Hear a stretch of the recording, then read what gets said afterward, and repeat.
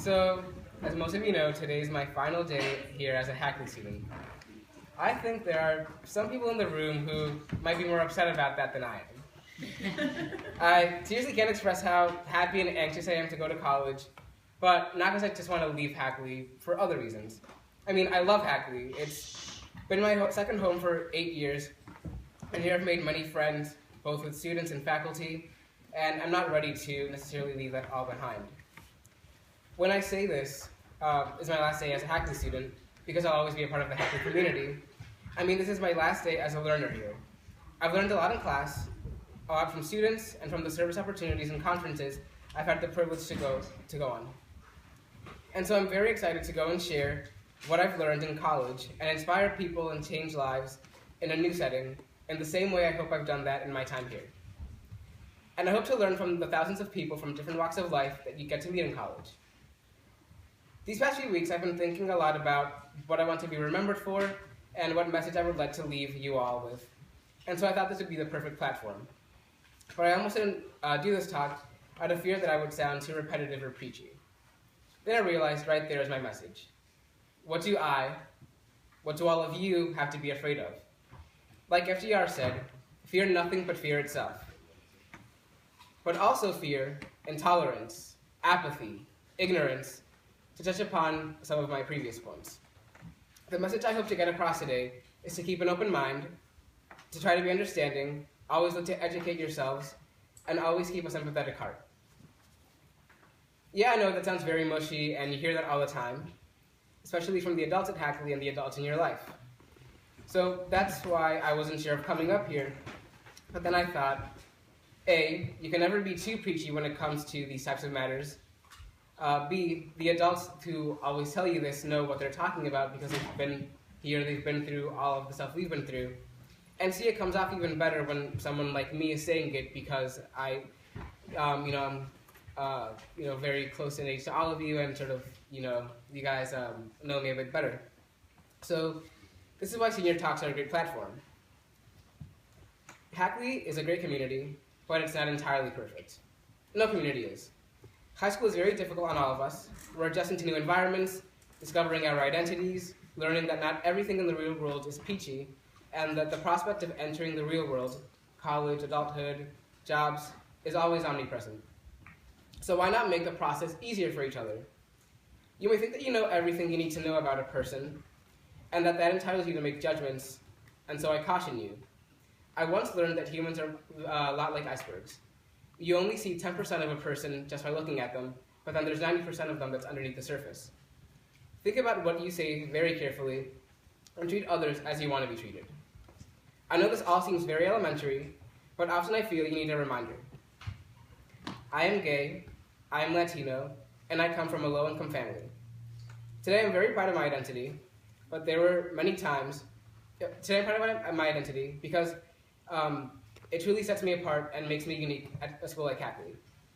But there were many times when I felt the need to hide things about myself and put others and how they reacted and felt about me before myself. That's so gay, no homo, immigrant jokes, stories about luxurious trips. These were things I would often hear on a daily basis that made me feel like the Hackley culture would not accept me for me. Many times I felt isolated, and I felt like there weren't people, save for a few, that I could truly connect with. Often, I truthfully felt lonely, but luckily I had clubs like Unity and AGSA, which showed me that there were people on this campus who, although not necessarily always identifying like I do, supported me, and who had challenges of their own that you would never imagine, and so I supported them as well. And I also had opportunities like SDLC, which is the Student Diversity Leadership Conference, which showed me that there were people outside of these walls who were also a lot like me. These types of interactions helped me find lots of strength and helped me answer many questions I had been afraid of asking. And so, with a big nerve pulsating through my body, I faced perhaps my biggest challenge, and last October I came out through Facebook for National Coming Out Day. And the outpour of support and love I received was something very unexpected and almost very overwhelming.